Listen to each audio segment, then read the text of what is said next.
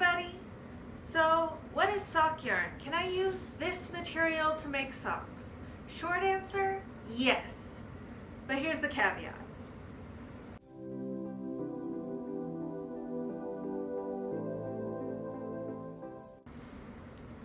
So, a frequently asked question on the Addicted to Sock Knitting group that I'm part of on Facebook is, can I use acrylic yarn to make socks? Can I use cotton to make socks? Can I use alpaca to make socks?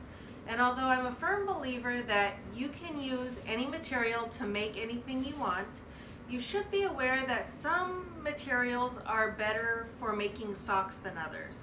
Socks need to be very durable and hard wearing because you wear them all the time. We tend not to have respect for our feet. Our feet get sweaty because they're constantly enclosed. They tend to rub because 9 times out of 10 we don't get properly fitting shoes. Our feet undergo a lot of wear and tear, and our socks take the brunt of it to protect our feet from our shoes. So socks need to be hard wearing. That's why acrylic's actually a pretty bad choice for making socks. I did do another video on yarn fibers and what they're good for, so I'm not doing a full thing on that today, but I will link that video in the description down below, as well as links to just about everything I'm going to show you here today. So anyway, acrylic is wonderful. It can be very soft, and the problem is it stretches. It also doesn't wear very well. So do you want to make something out of 100% acrylic for your feet? Probably not. However, there are some really nice acrylic blends that can work pretty well. But due to the nature of acrylic, it's really not excellent for socks. Shawls or garments, other garments that can work pretty okay. Cotton is pretty terrible for socks. One thing cotton and acrylic have in common is that when you knit them up, you're going to feel every single stitch under your feet. So both of them have that bad habit, and feeling every stitch will often lead to rubbing and lead to blisters and irritation. So not such a good thing. Also, cotton doesn't stretch, so 100% cotton is a very bad fit for socks. And the other one that I hear a lot is alpaca. Alpaca is soft and lovely and very warm. However, it's also very delicate. You can probably see already that this is a fairly fuzzy ball of yarn, and there's like no stretch or give to it. You really need your socks to be kind of like my mittens, where they pull apart and then they come back into shape, and they pull apart and they come back into shape. And you notice that this doesn't do that. Also, you don't want to pay a lot of money for something that you're just going to felt in your shoes. But that brings up the question, what is a good material for socks? And the simple answer is superwash wool. Regular wool will felt and it'll shrink and you can't put it in the washer, but superwash is a chemical process that makes it so that your wool can go in the washing machine and it can go in the dryer. In fact, it needs to go into the dryer because that's what helps it keep its shape. Now, you can have superwash wool in a 4-ply yarn or in 4-weight yarn or a fingering weight yarn. So we like to call a 4-weight yarn worsted weight in knitting. It's also known as a size 4 or a medium.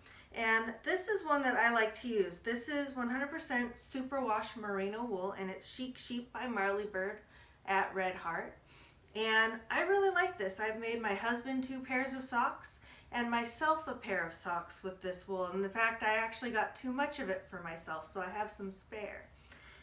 They make very warm, very thick socks. You just need to make sure when you use any worsted weight that you are using a couple needle sizes smaller than you normally would, because the key thing with socks is to make sure your weave is very tight so that way when your feet do rub, they don't wear as quickly. But this is a really good one if you're going the worsted weight route. But what most people talk about when they're talking about sock yarn is fingering weight. Now that's a size 1. And that's this stuff. It's very fine, very delicate, and I did kind of smoosh this one. And this is actually my favorite kind of yarn because this is called Heritage Silk by Cascade Yarns. It's very thin. You'll cast on for a woman's size probably 64 stitches, for a men's probably 72 stitches. And you can do a whole bunch with it. This one comes in beautiful colors. I mean, you can't really tell with the black, but I love them. They're solids. I like working with solids. And the most important thing is that these are a blend. Now, some people insist that it's not sock yarn unless it's 70 to 75% wool and 25 to 30% nylon. But my favorite actually doesn't have any nylon. Nylon is a non-natural, man-made fiber. I mean, we have all heard of nylon. And it's very sturdy material. But silk is actually surprisingly sturdy, and that's what this one has. It has 85% superwash merino and 15% mulberry silk. It feels delicious and buttery, and I actually made curtains out of this stuff, and it crochets up really nicely as well.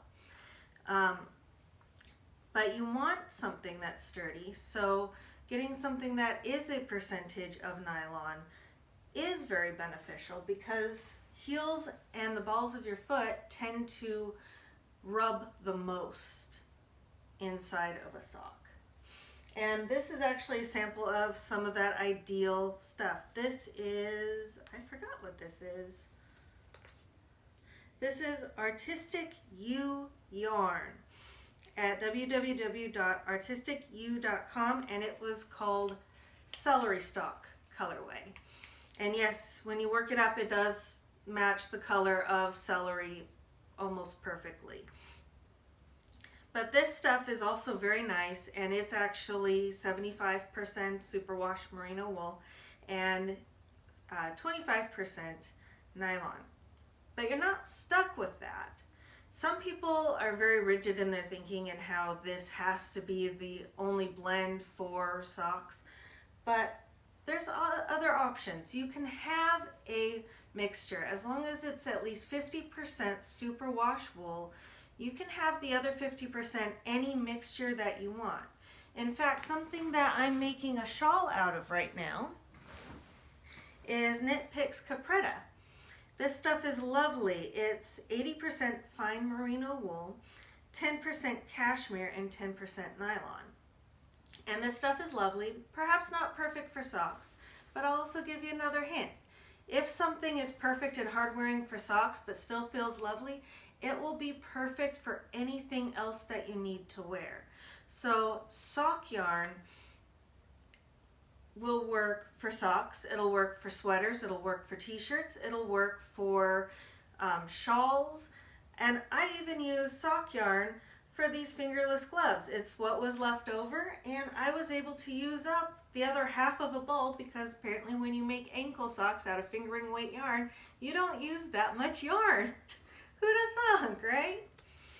Now, one other note is that sock yarn is sometimes called sock yarn because it's an amount of yarn in your hank that you're purchasing that is enough to make a pair of socks in just about any size.